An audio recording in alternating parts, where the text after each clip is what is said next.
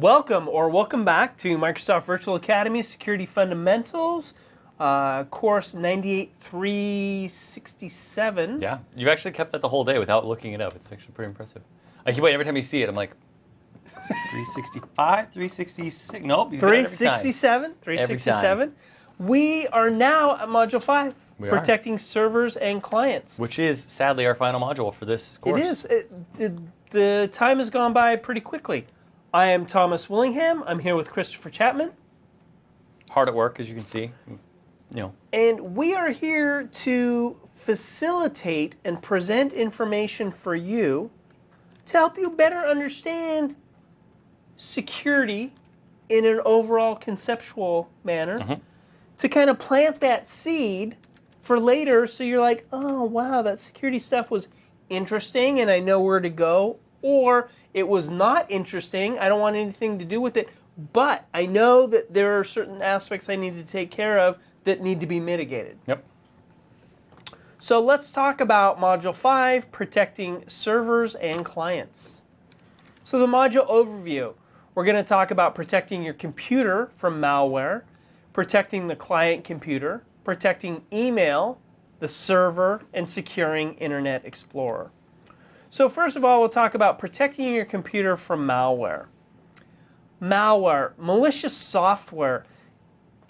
Malicious software is designed to infiltrate or affect a computer system without the owner's informed consent.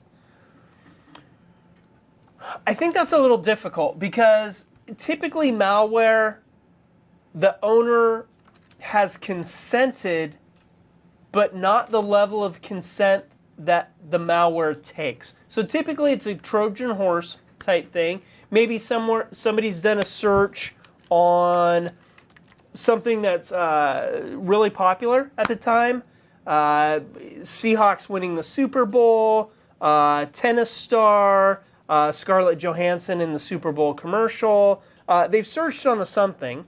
They've returned a list of results. They click on a link. The link sends them to a website that, when they dig into it and start clicking around into it, download something inappropriate to their system. So although they've consented to, oh, I'm doing the search, I'm clicking around, I'm moving around, there's a certain level of an action that's been performed that they didn't consent to or didn't know. Well, and the same can be true of actual software that they may install on purpose. There are plenty of applications out there, and malware is very definition dependent. For example, if I download certain software packages that I use on a regular basis at my home or in my office, they come with a disclaimer as part of the setup process. Pick your directory, pick your defaults. You get to that second to last page or so, or tab in the installation wizard, and it says, would you like to install blank, blank, blank toolbar? Or search bar, Exactly. or change your search page. Well, it's not malicious software. It's software I don't want. And if I'm not paying attention and I'm just next, I'm going to end up with this software installed on my computer. At that point, in my head, it's malware, even though it may not be actual malicious software. They're trying to be helpful by not being the best search engine on Earth and inserting themselves into a browser that is already built to use search engines that are better. Well, and that's kind of why I went for that. An action's being performed that you didn't specifically consent to. Virus. So a computer virus is a computer program that can copy itself and infect a computer without the user's consent or knowledge. Early viruses performed an action. They were normally pretty harsh, where they would wipe out your drive, kill your processor, kill your memory. They were normally pretty harsh. They still kind of are. Typically nowadays, they're macro languages or executables that redirect your search pages or bring up pop-ups, unwanted pop-ups. So viruses are more of that nature. Initially, viruses used to be pretty destructive. Now they're less destructive and more, I would say honestly, most viruses nowadays are commerce-based. Or they're either commerce-based or they're some of the ones we saw in the I don't know, 2000 to 2004 period were more almost just about propagating. Like that was the whole point, is just to get it out to as many computers as you could. And that was the whole purpose, it seemed, from what we saw of those viruses. Some of them were a little bit more malicious and actually did some damage, but a lot of them just, the point was to spread everywhere. And that was the biggest step one. But nowadays it's more, I'm going to change your default search page, or I'm going to change your default page. I'm going to create pop-ups that you have to click off of. I'm going to, when you perform a search, I'm going to inject search results in there. A worm, as Christopher just mentioned, is a self-replicating program that replicates to other computers over the network without any user intervention. Different from a virus, a worm doesn't typically modify or corrupt files on a system.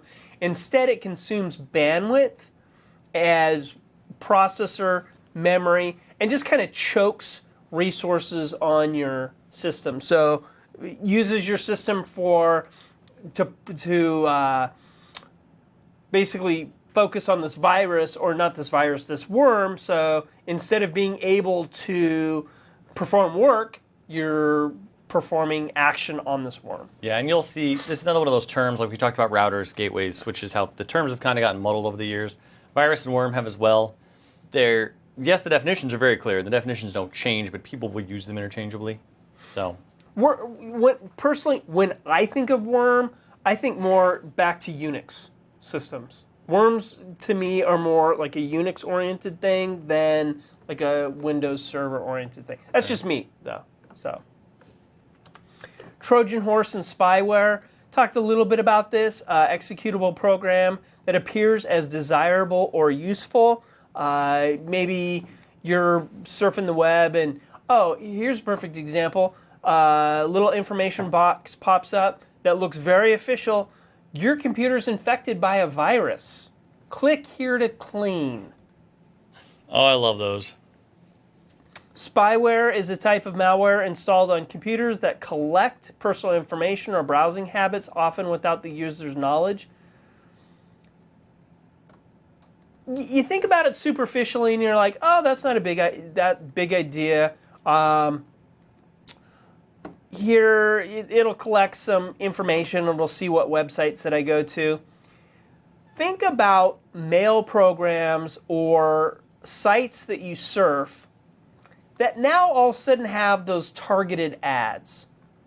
So recently, you shopped for a coat for your pet. For whatever reason, you have one of those pets that needs a coat because it's cold, and you've searched for that. Now you've noticed you're browsing websites, and you see those ads that all of a sudden are like petcoats.com. Get your coat or get your pet a coat. All of a sudden now you see these targeted ads that are looking at your browsing habits. To search engines, this is very valuable information. They can use this to profile you. And spyware enables a really high level of profiling that really enables whatever company is looking into the spyware to track what you're doing. Let's go ahead and take a look at rootkit and backdoors. Rootkit is a software or hardware device used to gain administrative level access to your system without being detected. A backdoor is a program that gives some remote unauthorized control of a system or initiates an unauthorized task without user intervention. So somebody has the ability to remotely access your system to have it perform some task. Protecting the client computer. So protecting against malware. There's a couple ways that you do this. One, keep your computer up to date with recent service packs and knowledge packs. The second is to ensure that you have a decent antivirus program. There's a couple components to an antivirus program. You want an antivirus program that'll protect your computer. You want an antivirus program that will protect your browser. So as you browse the web, it kind of deflects with a really high level of kung fu incoming attacks, and as these incoming attacks come in, it like brushes stuff away. A virus hoax. A virus hoax is more... This is the one you just talked about. A bit, yes. Oh, perfect example. A pop-up window comes up, says, hey, you have a virus. You click on clean here to click your... Because they look very official. Click here to clean the virus, and then it installs what it wants to install. Another virus hoax is more a social engineering type thing. And it's not only necessarily a virus hoax. This is also kid had Pop Rocks and Coke and his head blew off and he died. Send that to all your friends. So now everybody's sending all these emails out about some kid who's stupid enough to do a whole bunch of Pop Rocks, put Coke or Pepsi or SodaStream in their mouth. Their head blows off, supposedly. But now very concerned individuals are like, well, I don't want that to happen to Billy or Susie or whoever I know. So they start sending all these emails out. What does that do? Well, that clogs email systems and is kind of hoax-ish. And what this does is it bogs the system down. So the system is so busy working on this kind of stuff that other stuff can kind of sneak through. Windows updates. So enabling Windows updates on your system to either automatically or for you to periodically go out and check. These keep your system updated with latest patches from Microsoft. It keeps your antivirus updated, ensuring that you have the latest fixes and patches. You keep Windows stable and secure. As known exploits are brought out for Windows, patches and fixes are released to mitigate these issues. WSUS and SCCM, Windows Server Update Service. This would be the server that you would use on site to use these patches or to distribute these patches. So it's a main system. So you have thousands of devices on your network, thousands of computers on your network. Do you really want those thousands of computers to individually go to Microsoft, download those? Think about the network bandwidth, think about your internet traffic. That can be really, really high. So instead, what you can use is a Windows Server Update Service to be a central funnel. So everything's downloaded to the Windows Server, then you point your clients to this Windows Server, then it distributes the patches. Although it's less job security. It's more job security if you have 5,000 client computers, you walk around to each one at a time and do updates manually once a month. Download and install updates. Your finger would be so sore. It might be, but you'd have a job forever. Just saying. It's, functionality, efficiency, cost savings, good administration versus I want to keep my job. It's a trade-off. Yeah, but by using a WSUS server, you can figure out other cool things and other cool directions that you want your network to go. That's very true. Now, WSUS and SCCM, terrific tools. WSUS is actually an included tool now in server, if I remember correctly. There was one version where I remember the documentation said it was and it wasn't, or it wasn't and it was. But it's there. Windows Server Update Services is all part of the OS. Config Manager expands on Server Update Services with a ton of additional functionality and also includes updates. Kind of a neat little fact about SCCM, it doesn't replace WSUS. It actually just becomes a management abstraction layer for your existing WSUS infrastructure. So you're still going to need WSUS. Right. And the nice thing about these two tools is as patches come out, we all have unique environments. Everybody uses a little bit different tools, a little bit different combination of tools. As these patches come out, it's nice to verify that these patches don't cause or create any problems in your environment. Using WSUS and SCCM, you can basically create a delay of when these patches are sent to your clients, they give you a window of opportunity to test them and ensure that they work appropriately in your environment. You can make sure that the patch is safe to deploy, click it, and then boom, it can go out to all the clients. User account control. If you've used, is it Windows 7 that it started? Windows 8. UAC? Yeah. Vista. Was it Vista? This was, yeah. I don't remember it in Vista. It says right there on the slide, started with Vista. Well, and it's not so much that the slide said it, I distinctly remember because, how do I word this politically correctly? It was one of the things about Vista that not people were everyone less was enamored excited. with. Exactly. We're not that happy with some of the UAC features. What UAC does is, again, gives you a level of protection from malware as low-level changes are made to your computer. You're informed and says, hey, this program's trying to make changes to the system. Are you sure you want to do this? Yes or no? Windows Firewall. So we've talked about Firewall before. Can prevent hackers or malicious software from gaining access to your computer through the network. Firewall can also stop your computer from sending malicious. Remember, there were two components to the firewall. One is incoming, the other is outgoing. Yep. And Most people think about the incoming, not so much the outgoing. Not so much the outgoing. So we talked about protecting your computer. We talked about protecting your client. Now we're going to talk about protecting your email. So spam filtering. There is a proliferation of spam on the network. If you have ever installed an email server and didn't get your spam filtering on it right away, you just get inundated with a ton of spam. But if you use any type of email service, live.com, outlook.com, there's some third-party systems that enable web-based mail that you could use. They all use spam filtering. And what you'll note is you'll start to see spam of a certain type start to rise, and then all of a sudden it goes down. And then you'll see another type of spam start to come up and then go down.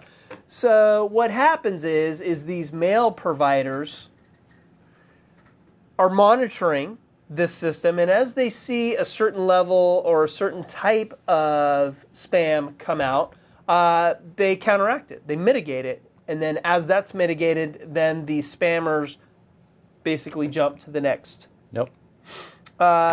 Many anti-spam solutions will also use a real-time black hole list, RBLS, or DNS-based black hole list, which can be accessed freely. What this does is, hey, if email comes from any of these domains, we're not going to send it. This is fine, but we're going to see how this can actually be circumnavigated through hacking. Through a little bit of hacking, this can be circumnavigated. So we'll talk about that, and we'll talk about what you need to do to, again, mitigate. Sender Policy Framework, email validation system designed to prevent email spam done with source address spoofing. So what this does is, if we have domain foo.com blocked, so there's no email from foo.com because they're known spammers, and foo.com is able to route through email, because email servers not only send and receive email, they route email.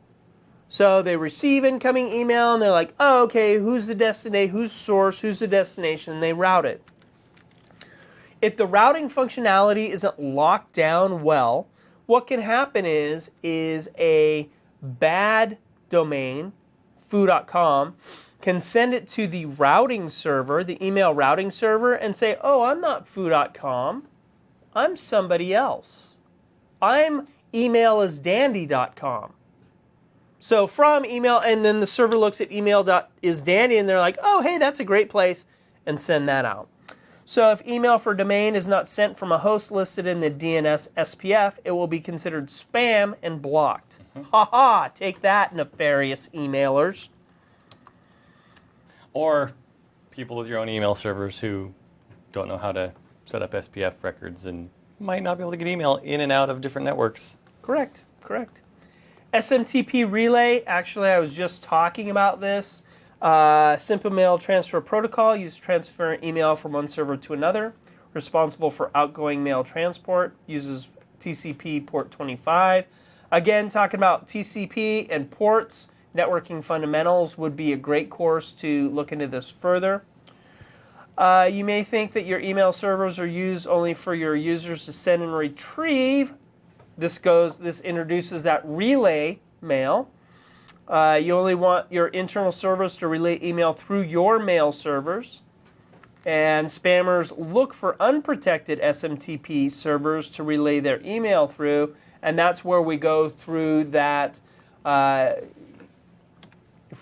Senator Policy Framework, SPF, to ensure it's basically an identity authenticator. You are who you say you are. I agree. You are a trusted source, and I'll trust what you send me. So protecting your server. Again, the first step, physical security, where you place it. All the way back to Module 1. Exactly. Is the server placed in a good physical location? I've seen servers placed in closets that when I opened it up, it was a huge rat's nest of cabling.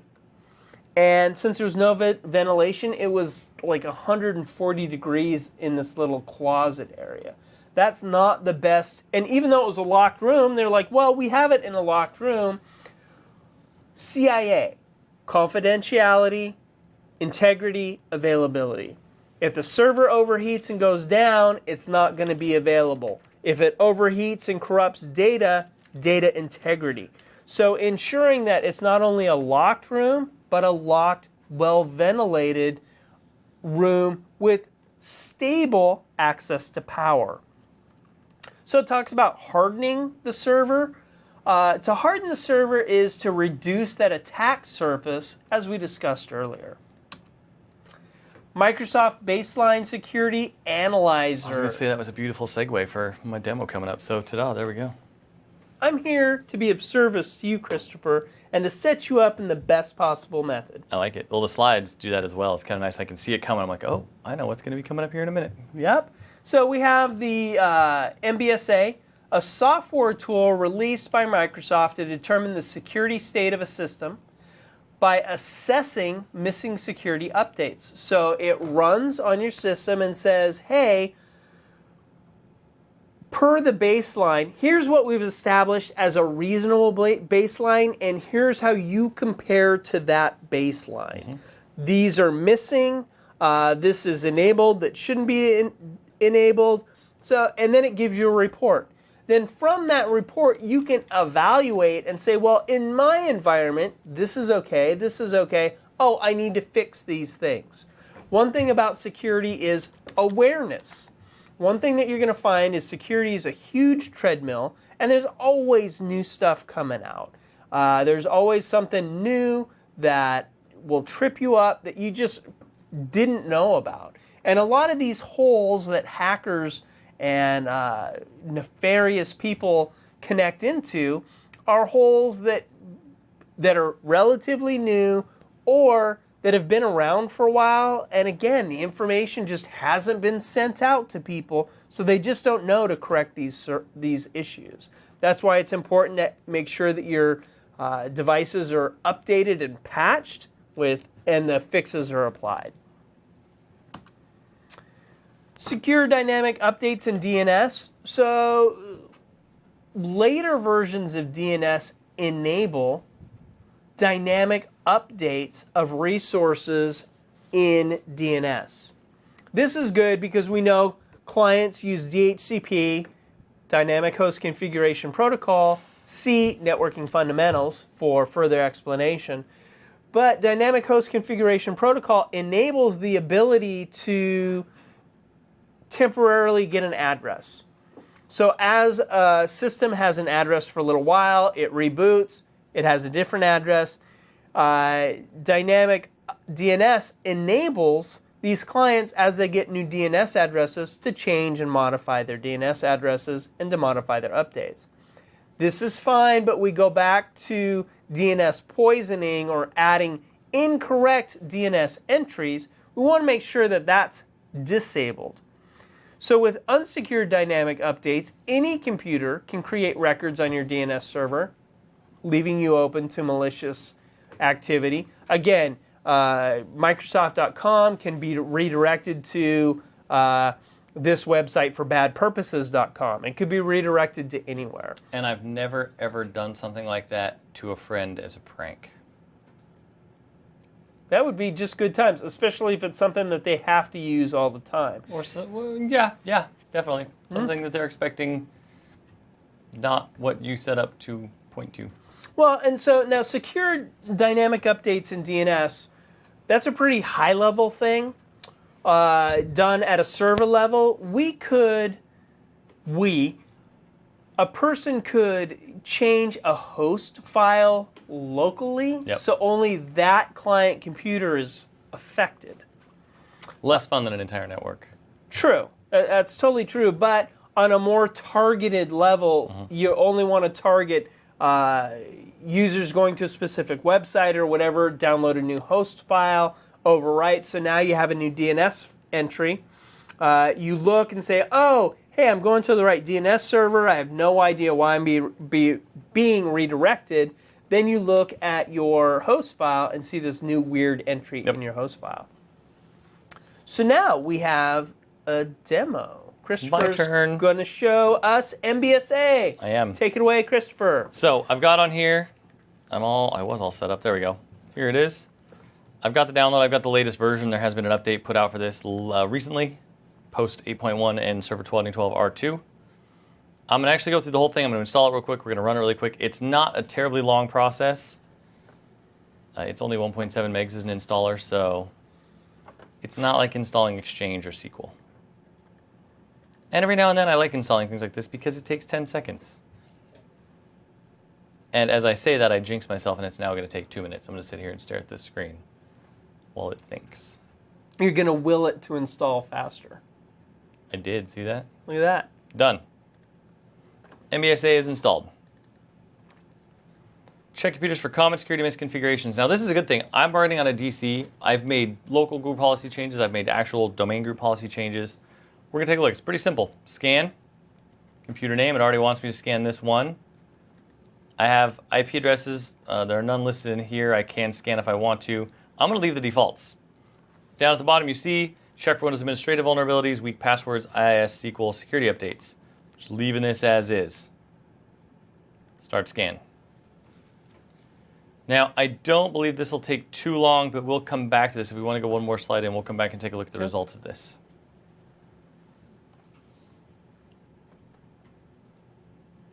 Okay, so next... Or we'll just keep looking at my demo. One or the other. I hear buttons. There we go. So next, we'll talk about securing Internet Explorer. So browsing the internet. Browsing websites can expose you to a wide range of hazards. Can it really? It can. I've never seen a hazard on the internet. A hazard. I was browsing. I was a good web browser until I took an arrow to the knee. Oh yeah. Yeah. Look at what I did there. Look at me with the pop culture references. Nice. Yeah, totally bringing it. If you weren't watching on the screen, I just got a fist bump. I didn't really. It was sad. Today's browsers include pop-up blockers, the use of zones, and other built-in security features. Cookies and privacy settings. Now, these aren't the tasty chocolate chip or oatmeal cookies that your mother made. Or that I've been enjoying over here for the entire day. Yeah, very tasty. It was a very... delicious indeed. Yeah, those were good. So, if you've noticed, you're on a website, You click off, you leave, you come back another day, and interestingly enough, how you set up things on that website last time, it's exactly the same this time. How did that happen? Cookies. Cookies are a little file that it puts on your system that just says, hey, you've browsed the system before, and here's what the configuration looked like. Or here's what you looked up, or here's what we showed you, or whatever the case may be. Exactly. The problem with cookies is other websites can go in and browse those, and that's where you start getting those targeted ads. And typically, it's not that big a deal, but it can cause a problem. What if your bank inappropriately puts a cookie on your system that's not written well? So it's a decent idea to periodically clear your cookies, to clear your cache, to set decent privacy settings. Again, you take steps. When you leave your house, you lock the door. When you leave your house, you shut the windows. When you leave your car, you lock your car. So you just take an appropriate level of precaution to ensure that things are safe. Yep. How does your demo look over there, Christopher? Are we ready to? Yeah, we are Okay. indeed. It's up. It's ready here. Let's go back. So we're jumping back real quick to the MBSA demo. It ran. It's done. And this is what the report looks like. Report details for this computer itself. It's nice. It could not complete one or more requested checks. That's what this little exclamation point is telling us. I couldn't download the list from Microsoft of the latest security updates. And this tells me that, which is actually a good thing. It's a good demo. The reason I did this the way I did it is to make sure we got some problems, some things that don't work. This computer's not internet connected, so I knew that was going to happen. Score, we've got green, we've got yellow, which is a kind of a warning that says non-critical. We've got these blue eyes, which are just best practices. They're informational. And then these, good, we're doing all right. We've got some user accounts have non-expiring passwords. I have accounts that those passwords will be the same forever, which gives hackers or attackers time to guess those passwords as time goes by. No incomplete software update installations were found. So this is good that there weren't any half updates done. But we temper that with the fact that we don't have the latest updates and can't actually check that because it's not internet connected.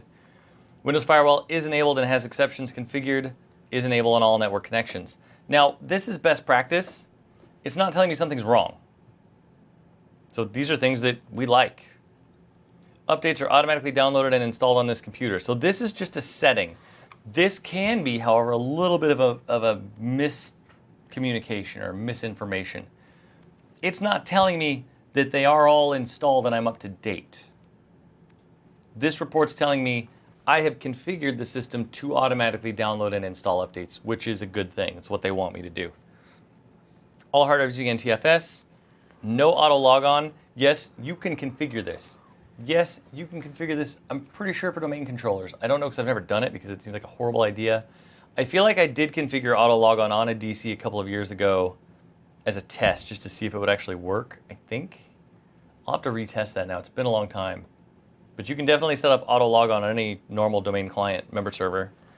The guest count is disabled. Great. Computers properly restricting anonymous access. Great. No more than 2 administrators. Excellent. So this is what this does for us. Now we've gone into IIS. Now we have some problems. Now this, IIS common files not installed on the local computer refer to the system requirements under this list. Now, is this bad? It says right here, unable to scan. So this is not that this is a problem. It's that it's like the updates. It's not telling me up here. It's not telling me I don't have the latest updates. It doesn't actually know because it can't compare. So same thing here. It's just missing something. This is a bad one right here. See this? Big red shield with an X on it. Check failed critical. SQL server and or MSDE is running on a primary or backup domain controller. I'm running software on a domain controller that shouldn't be running on a domain controller. Whether or not that is a vulnerability issue or a resource issue, it could be either one. This software is just going to tell you what you've done. These, check not performed, it skipped a couple of things because even though SQL's on here, we couldn't get to it, which could be good. This could actually be a good sign. And again, it's an awareness thing. That error about SQL being on the domain controller, for your environment, you could make the decision that that's what you want. But this brings it to your awareness that, hey, typically this is a bad thing. This is not what you want. Yeah, to this be is doing. not recommended. Are you sure this is how you want to proceed? At which point you get to make the decision, well, yeah, that is how I want to proceed. Oh, I didn't realize that wasn't best practice. Maybe I should move that SQL Server somewhere else. So it's a great tool. It's simple to use. You can use it to scan more comprehensively, but it's install it, open it up, pick your computer by default, hit scan. You'll see right away. The next demo is on IE settings. We talked about browsing the internet, blocking pop-ups. We talked about cookies and privacy statements, clearing your cache, clearing cookies, content zones. Content zones enable you for different areas to have different settings. So within your local intranet, you can have a little bit more open than just on the internet. On my intranet, I want to have a little bit more loose settings. Trusted site zone. I know on the intranet I use these sites and they're trusted sites, so that'll enable you to download files from those sites, to use ActiveX on those sites. So it just enables a little different level of security. By default, the later versions of Internet Explorer are pretty locked down and disable a lot of additional functionality. So if you want that function, again, it's risk versus mitigation. What do you want? How do you want to do it? I want increased functionality, but I know with increased functionality comes a little bit increased risk. You get to make that decision. We don't make it for you. Restricted site zones, so these sites are restricted. So let's go ahead and go to Christopher and let him walk us through some some IE. I'm thinking standards again. Some IE settings. Okay, I'm actually going to change my my criteria here just a little bit, and I'm going to close and let's do this. Get this all done. So I'm going to open IE on this computer, and this is my actual desktop. There's a little quote there on the desk for anybody who wants to read it. I wanted an actual live site to be able to look at. So, and I'm going to go back and forth between the two because of some specifics I want to show. So I'm going to go to my settings first. And they're not, one of the things about IE, we have these icons up here. You've got your home, your favorites, your settings. These are not necessarily all of the settings. So I'm actually going to have to hit Alt, go to View, and I want to turn on the status bar. So down at the bottom, status bar. We're going to start by going to Bing. This will date this video. This picture right here that people will now see, they'll know when we made this video. Yeah, I have to say, on Bing, these newer animated graphics, they're pretty dang cool. They're not bad. They're not bad. What happens when you open these sites open in particular zones. They're auto-detected which zones they open in. This is an internet site. It's going to be an internet zone site. And what I mean by that, let's go in and actually look at these settings, internet options. The first page, pretty straightforward. Your home page you use to set, start up with tabs or no tabs, tabs and browsing history. We'll come to this in a minute, but we're going to skip that for now. We're going to go right to security. Here are the zones that were on that last slide you talked about. Internet, intranet, trusted, and restricted. Bing opens an internet site zone by default. Within an internet site zone, there are a number of security settings. Right now, all these security settings are inherited from the category or the overarching setting of medium-high. Intranet, and an example of that would be on the computer I was on before. I go to localhost. I have installed IIS and forgotten how to spell. This is IIS on a local machine. This is an intranet site. I'm not going outside of my network. IE knows that. We won't get into the mechanics of how IE knows that, but it knows I'm on the local network. This is an intranet site. Now that site also has its own security settings. And you'll notice internet, medium, high, intranet, medium, low. I can use more sites, I can gain more functionality. I'm trusting the sites on my local network not to be malicious. Trusted sites is something I will configure. So let's say I trust Bing. I want functionality from Bing, or they've written something into Bing, which is not the case, but they've written something into it that doesn't work because of the settings within the medium-high security category. I can add Bing to trusted sites. There you go. It's now added, and I can get the functionality of trusted sites, which here you'll see is medium. Internet again, medium high. Intranet, medium low. Trusted, medium. I can change this. I can change it custom. I can go in and set individual settings for all three of these zones. So even if these don't work out of the box as default, you can still change them to make things work. And when you make changes in this area, for some of these changes, you will have to exit IE and restart it for those changes to take effect. Exit all instances of IE running on your system.